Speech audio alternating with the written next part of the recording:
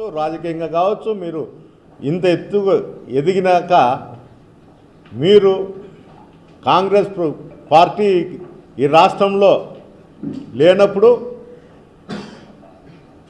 అనంత వెంకటరామరెడ్డి మా పార్టీ వైఎస్ఆర్సీపీ పార్టీలోకి ఇచ్చి ఆయన ఇక్కడ జిల్లా అధ్యక్షునిగా ఉన్న కాలంలో మీరు తెలుగుదేశంలోకి వెళ్ళిపోయినారు.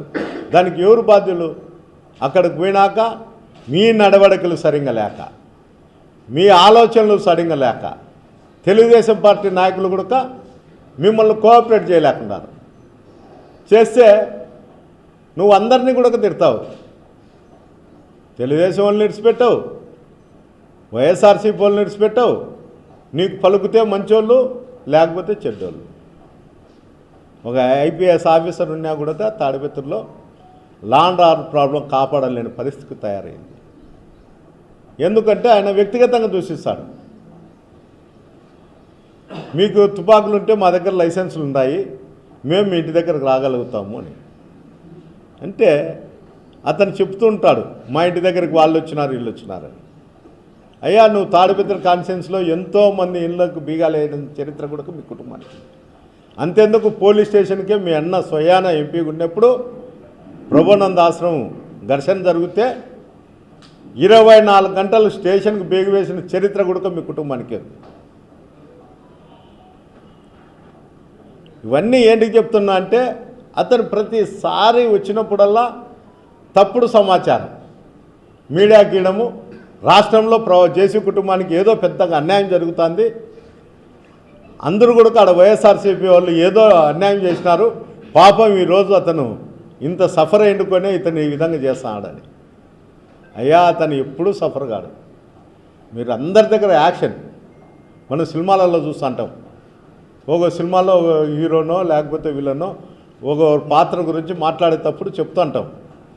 అంతకన్నా బ్రహ్మాండంగా చేయగల యాక్షన్ చేయగలిగిన వ్యక్తి జేసీ ప్రభాకర్ రెడ్డి గారు ఈ జిల్లాలో. ఎందుకు వస్తాయా నీకు జిల్లాలో ఉండేటువంటి లీడర్ల మీద అందరి మీద కూడా నీకు ఉయాలాడ మీ కుటుంబం మీద పోటీ చేస్తాంటే నేను నన్ను నువ్వేమన్నా మాట్లాడిండొచ్చు, నేను ఒప్పుకుంటా. జిల్లాలో పార్టీలో ఉన్నాక ఒక నాయకునికో కార్యకర్తకో ఏదన్నా వచ్చినప్పుడు పార్టీలో మద్దతు తెలపడం సహజంగా జరిగేది. ఎక్కడన్నా కానీ ఏ కార్యకర్త కన్నా ఏదైనా జరిగితే తెలిస్తే మేము మద్దతు తెలుపుతాం, సంఘీభావం తెలుపుతాం, ఓదార్చాం, అన్నీ చేస్తాం. అది మా బాధ్యత. నువ్వు కూడా చెయ్యి. మీ వాళ్ళకి ఏదైనా జరిగితేనో ఇంకోటి జరిగితేనో చెయ్యి, మేము అనడం లేదే. ఎవరన్నా కానీ తాడిపత్రి కాన్ఫరెన్స్లో ఎవరికైనా కార్యకర్తకు నాయకులు జరిగితే జిల్లాలో ఉండే వాళ్ళ నాయకులు ఏదైనా మద్దతు తెలిపితే మీరు ఈ విధంగా తిట్టడం మంచిదే. ఏ సంస్కారం నీకు నేర్పుతుంది? నువ్వు మళ్ళా చెప్తావు ప్రజాస్వామ్యం గురించి, ప్రజాస్వామ్య విలువల గురించి చెప్తావు. నీకుందే ప్రజాస్వామ్యం అని నన్ను అడుగుతుంటావు. నాకు ప్రజాస్వామ్యం గురించి, ప్రజాస్వామ్య విలువల గురించి నాకు తెలుసు కాబట్టే నేను దాని విలువలు కాపాడే దానికోసమే శాంతియుత పోరాటం చేస్తాను తప్ప నీ మాదిరి ఎప్పుడు కూడా దాడులకు పాల్పడేది ఆలోచన కూడా నాలో లేదు. నువ్వు ఎక్కడన్నా కానీ ఏ కుటుంబంలో కానీ ఎవరన్నా కానీ ఆ కుటుంబం పెరగాలని ఆలోచన చేస్తారు తప్ప రాజకీయంగా మళ్ళీ నేను పోయినాక నా కొడుకో లేకపోతే మా ఇంట్లో ఎవరైనా వారసులు ఉంటే వాళ్ళు పైకి తీసుకురావాలా, రాజకీయంగా వెల్యువేషన్ ఇవ్వాలనేది ఆలోచన ఉంటుంది తప్ప నువ్వైతే నీ కొడుకును ఎమ్మెల్యేగా చేయగలిగినావు తప్ప ప్రజలకు నీ కొడుకు ఎలాంటి సంబంధాలు లేకుండా పెంచుతాడు. ఒకసారి ఆలోచన చేసుకో. భవిష్యత్తు 75 సంవత్సరాలు 74 సంవత్సరాలు ఉన్నాయి. మొన్ననే పుట్టినరోజు చేసుకున్నాను. ఇంత వయసులో నాకు ఆరోగ్యం బాగలేక ఏదన్నా అయితే నా కొడుకు రాజకీయ భవిష్యత్తు ఏమని కూడా ఆలోచన చేయలేకుండా ఈ వయసులో నువ్వు సూచనలు ఇవ్వాల, యువతకు సూచనలు ఇవ్వాల. ఏం చేస్తాను, ఇది నడచాకండి, ఈ విధంగా ఉండండి, ఈ విధంగా చేయండి. నీ కొడుకును ముందుకు నడిపించే విధానం నువ్వు తెలుసుకొని చెప్పాలా. నీ కొడుకును ఎన్నో పెడతావు, ఎక్కడనో పంపించావు, ఈ బంగాకు వాళ్ళతో వీళ్ళతో దాడులు చేయిస్తావు. లోకల్ పోలీసులు నీకు మద్దతు తెలుపుతా అంటారు. వాళ్ళు పాపం కాకి డ్రెస్ వేసుకున్నా కూడా ఏంటికి బా మేము సివిల్ డ్రెస్లు వేసుకొని ప్రభాకర్ ఎమిడితో రాలేసేది మేలేమో అనిపించే పరిస్థితికి తీసుకొచ్చాం. వాళ్ళ కుటుంబాలలో ఆఫీసర్ల కుటుంబాలలో వాళ్ళ భార్య పిల్లలు తిడతారు, సిగ్గు లేదా మీరు అక్కడ ఎట్లా ఉద్యోగం చేస్తారని. సిగ్గు చరణం ఉంటే మీరు తాడిపెత్తుల నుండి లీవులు పెట్టి మా ఇళ్ళకి వచ్చేయండి. వీఆర్లో ఉంటే జీతం రాకపోయినా సరిపోయా, కనీసం గౌరవంతోనే ఉందామని చెప్పే పరిస్థితికి ఈరోజు తాడిపెత్తులు అనేటువంటి అధికారులకు వాళ్ళ కుటుంబ సభ్యులే చెప్పడం జరుగుతుంది. దీన్ని అన్నిటికి కూడా నువ్వే దారి తీస్తాను. జిల్లాలోనే కాదు రాష్ట్రంలో కూడా దాదాపు చాలా కాన్ఫరెన్స్లో నిన్ను చూసుకొని నేర్చుకుంటున్నారు, దాడులు చేస్తే మళ్ళా ఏమో అని.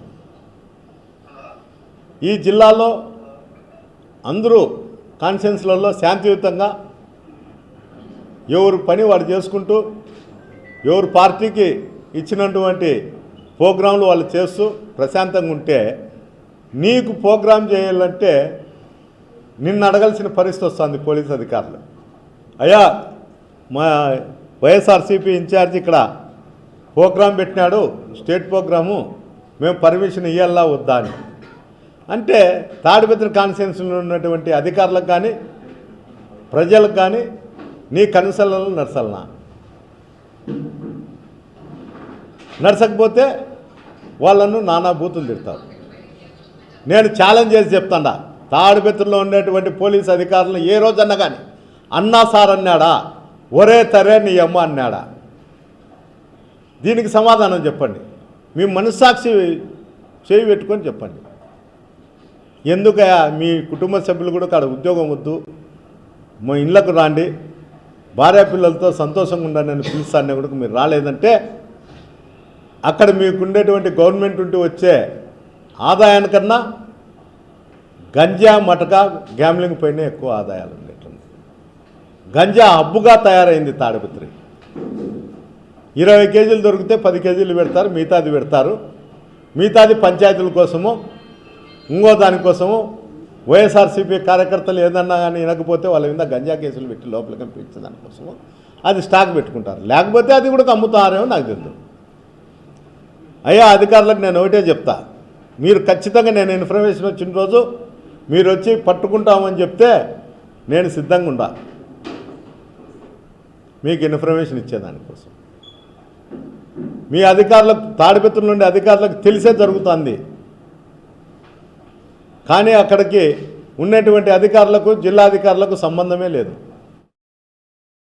మరిన్ని అప్డేట్స్ కోసం ఛానల్ను సబ్స్క్రైబ్ చేయండి. నోటిఫికేషన్స్ కోసం బెల్ ఐకాన్ పై క్లిక్ చేయండి.